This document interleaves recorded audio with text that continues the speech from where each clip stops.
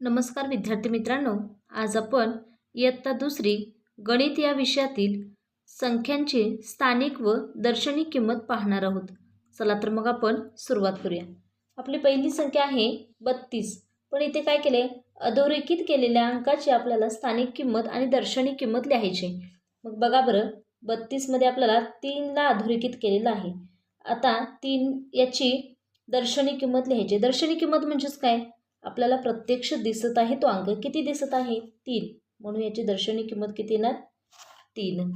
आणि स्थानिक किंमत म्हणजे काय, तो कोणत्या घरात आहे किंवा कोणत्या स्थानी बसलेला आहे त्यावरून आपल्याला त्याची स्थानिक किंमत लिहायची असते. मग बघा बरं, एकक, दशक कोणत्या घरात आहे, दशकात आहे. 3 दशक म्हणजेच किती, 30, त्याची स्थानिक किंमत किती आहे, 30. त्यानंतर 40 मध्ये आपल्याला 0 ला अधोरेखित केलेलं आहे. 0ची दर्शनी किंमत किती दिसत आहे, 0च.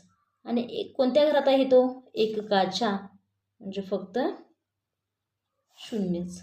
पुढे पहा 56 मध्ये आपल्याला 5 ला अधोरेखित केलेलं आहे. दर्शनी किंमत किती, 5च. कोणता अंक दिसतो आपल्याला, 5. आता त्याची स्थानिक किंमत लिहायची. बघा बरं, एकक, दशक, मग 5 दशक म्हणजेच किती, 50. याच्यामध्ये बघा 75 मध्ये आपल्याला काय केलेलं आहे, तर 7 ला अधोरेखित केलेलं आहे. मग त्याची दर्शनी किंमत किती आहे, 7. आणि स्थानिक किंमत किती आहे, तर 70. पुढे पहा 87 मध्ये आपल्याला काय केलं आहे, ह्या 7 ला अधोरेखित केलेलं आहे. आता या 7ची दर्शनी किंमत किती येणार, 7च. आणि स्थानिक किंमत किती येणार, ती देखील 7च. कारण का, तर ते एककाच्या घरात आहे म्हणून त्याची किंमत किती येणार आहे, 7 येणार आहे.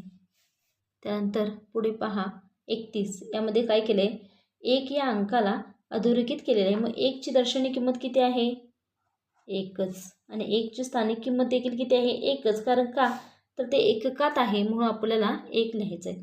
पुढे पहा 45 मध्ये काय केले, या 4 ला अधोरेखित केलेलं आहे. मग या 4ची दर्शनी किंमत किती आहे, 4. आणि स्थानिक किंमत किती आहे, 40, कारण ते दशकाच्या घरात आहे. पुढे पहा 69. मग याच्यामध्ये ह्या 6 ला अधोरेखित केलेलं आहे. 6ची दर्शनी किंमत 6 आणि स्थानिक किंमत किती येणार आहे, 60. त्यानंतर पुढे पहा 73 मध्ये काय केले, या 3 ला अधोरेखित केलेलं आहे. 3ची दर्शनी किंमत 3च आणि 3ची स्थानिक किंमत देखील 3च, कारण ते एककाच्या स्थानात बसलेलं आहे म्हणून. त्यानंतर पुढे पहा 98 मध्ये काय केलं आहे, ह्या 8 ला अधोरेखित केलेलं आहे. मग 8ची दर्शनी किंमत 8च आणि 8ची स्थानिक किंमत देखील 8च येणार आहे. अशा पद्धतीने तुम्ही अंकांची स्थानिक व दर्शनी किंमत लिहू शकता.